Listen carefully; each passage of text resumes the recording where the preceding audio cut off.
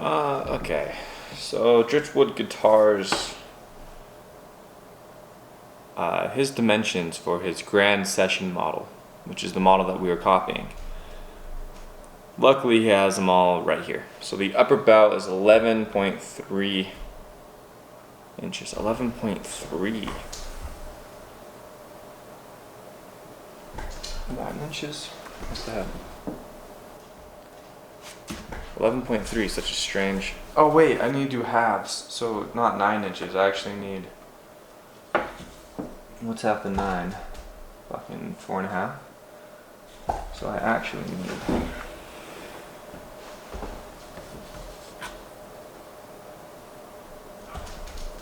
Body length is 20 inches, 20 and a quarter, 20 and 1/4.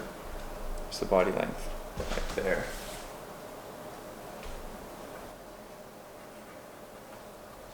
So that's the waist, 11.3. Okay, we're not going to use his dimensions exactly. We will for other things, but for now I think I'm going to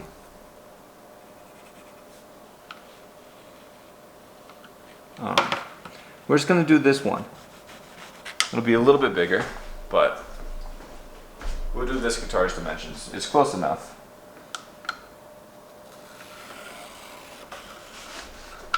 Shit.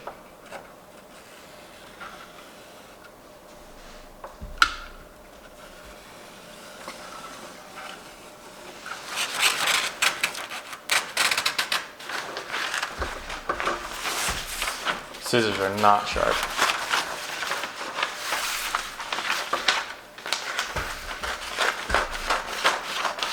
We're gonna use this ugly ass piece of OSB.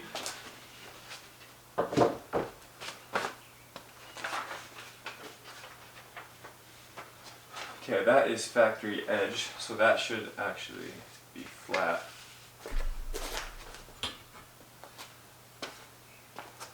So I guess I can cut this exact.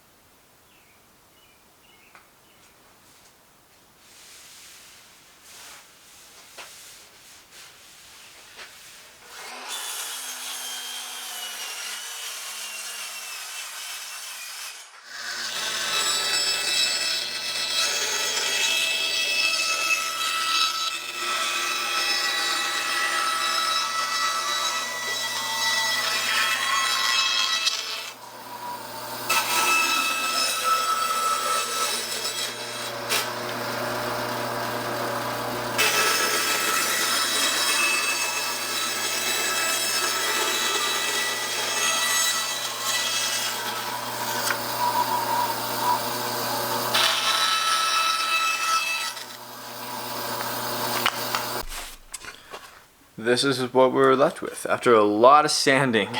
This is nice, a good form, really good form. Now we can move on to the next step. I'm very excited for this. Okay, time to see how well this jig did. I'm pretty hopeful about it. Whoops.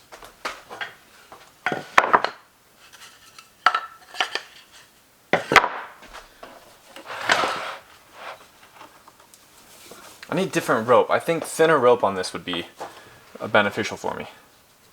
Because this rope doesn't like to slide and slip, so maybe these sharp corners need to be sanded down as well. They need to be more round so that the rope can properly tighten. Maybe, just an idea. Future videos, maybe for the next... yeah, I don't know. Just for the future. Ooh. Okay, maybe I should have. No, that turned out okay. I need to keep that in mind. the glue squeeze out will cause this to stick. Yeah, and it's sticking on the bottom too. That's why I put the tape there though. And I left extra so that I could actually... Oh, nice! That came right off. I can reuse that tape. Let's go. Okay. Put this away. Gently.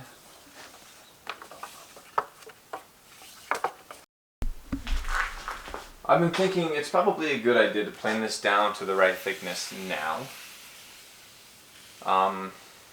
Because I have like a little bit of waste material that can get damaged, and it's okay because it won't be on the actual instrument. And so if something were to happen, I would take my first cut always on this side just to make sure that it's cutting well before I go into material that I'm actually going to use. But with that being said, you hear that?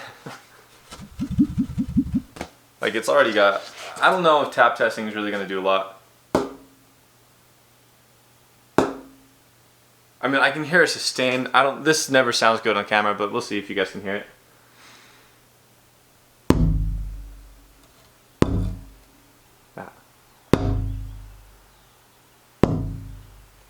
Yeah, anyways, Chris is saying that you're listening for the sustain, not necessarily what pitch it's at, but you're listening for how long it's going to reverberate for. That is a good indicator of the amount of responsiveness the instrument is going to have, I think. That makes sense to me. But also, when tuning a drum, oftentimes you'll hear like overtones in the drum. You have to tune the drum to where those overtones sound good, otherwise it just sounds like shit. And so naturally that my inclination for it is to also listen for the overtones and see if there's any nastiness in there, you know, like trying to EQ the soundboard before putting it onto an actual instrument. But that's probably not something I need to worry about right now, and instead I should just worry about making a very responsive and sustainful instrument. And so I'm gonna try to decide which one I want on the back, and then I'm gonna start taking off material off the back of the instrument. The way I'm gonna hold this down is I've put tape on just the edges of the wood. I'm gonna take some super glue. I got some medium viscosity super glue and a can of accelerant. What I'm going to do is just a couple drops. I'm just going to do one, not a couple drops. I'm going to do like one big line, one small line actually, down the sides of all of these. I really don't want too much, I don't think. Oh wait, I was not ready for that. Yeah, because I need to tape this. What am I doing? We spray this bottom tape with accelerant, like that, and then we set this one on it. Like this, like that. There we go. And now this side is stable, it's not going to move anywhere. Now, plane. Where is it? I might have to sharpen this again.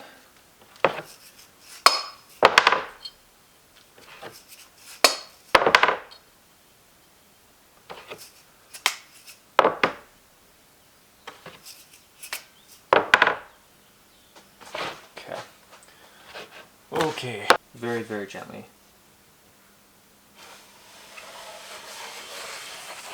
Okay, I need it a little bit more aggressive. It's a really aggressive cut, Jesus.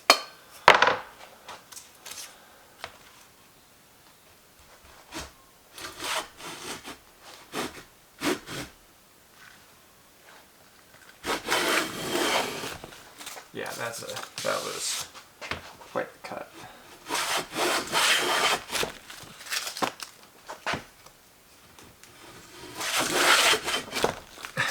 Alright, this is so that you can see any high spots and low spots.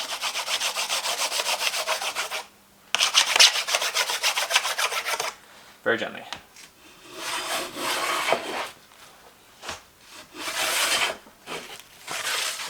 Oh wait, I need to go at a diagonal. That's right, diagonally.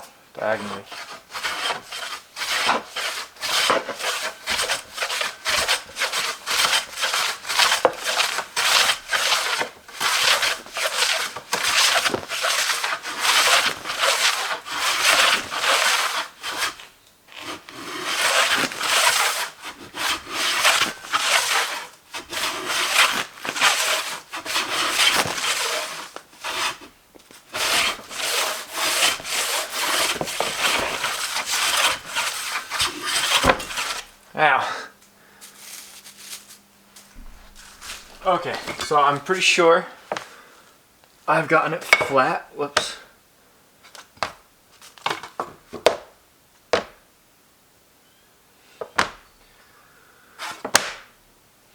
For the most part. So now I'm going to take some sandpaper and just clean it up a little bit.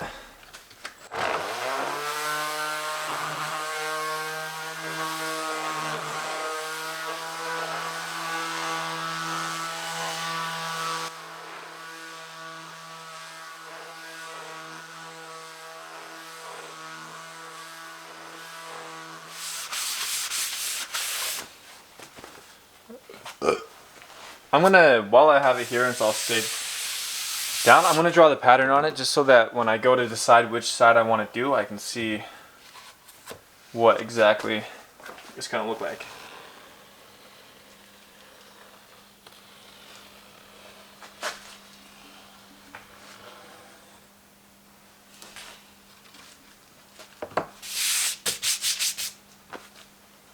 Now just for a little comparison of where we are on the sound, listen very closely.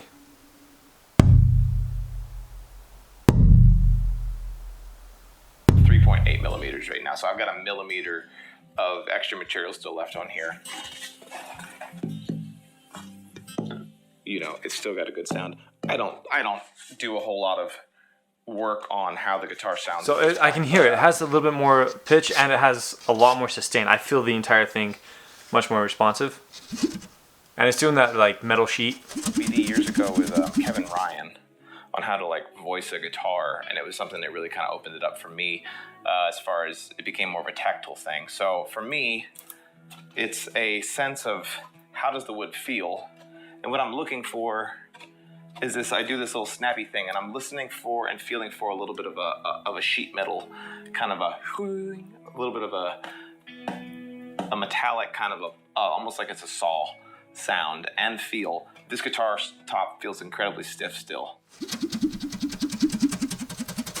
But we are getting pretty thin now, and I don't want to push it too far.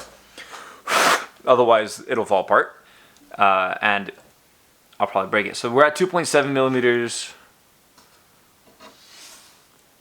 2.8 millimeters. I mean, we're basically 2.7. So we're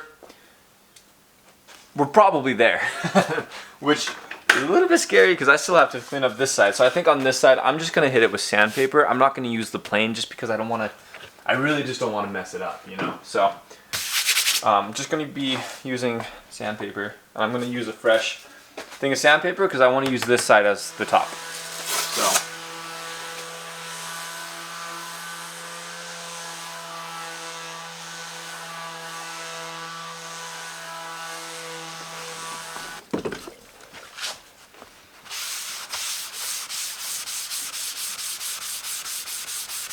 Mineral spirit to reveal like everything, so I can see like marks, sanding marks in it that will have to be sanded out. But I'm sure that when I get to that stage, I'll figure out how to do that well. That's a good piece. It's a good looking piece of wood. Chris was able to cut out his rosette, his sound hole, and the body shape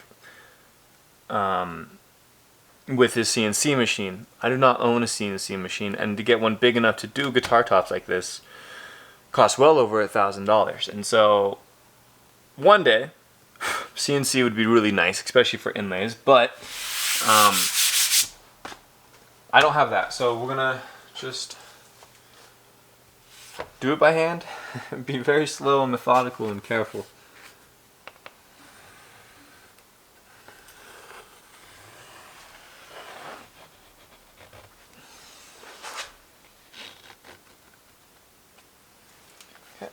Other side.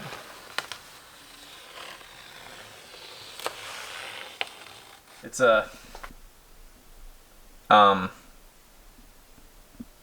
it's cute. It's got a big ass. What's the body length? Chris's body length I think is 20 inches roughly. This one is going to be 18 inches, so it's actually a fair bit smaller. Smaller by almost 2 inches. But that's okay. I don't think it'll be bad for any of the measurements. Except for maybe bridge placement might be different, but that's okay. Next step is to figure out where I want the sound hole and figure out how to do a rosette. So, sound hole is easy. Wait! Hold on. Okay, I actually messed up a little bit. So, this is the guitar that I traced in order to get the right body shape. It's a cutaway in a way. Like it has a weird cutaway. Like ends 2 inches shorter on this end than it does on this end. I traced this end. That's my bad. That's a mistake. I don't want that. I was looking at this. I'm like, why is that so tiny? And it was because I did the wrong one. Yeah, I definitely did the wrong one. So I'm gonna save that one as a cutaway. Right, so I can make a guitar with the same model if I wanted to, but I think I'm gonna redo the mold and make it the big one. So pause on this for a second. All right, that is done. Let's retrace this one onto my soundboard. The problem is I still have that pencil mark on there from the last one, so I'm going to use some 220 grit and get rid of it. It'll come off eventually. It'll come off when I go to finish the guitar. Okay, let's just put this on. Good.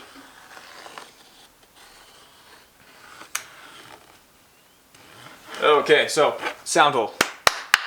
Sound hole, sound hole. Where do I want it? How far down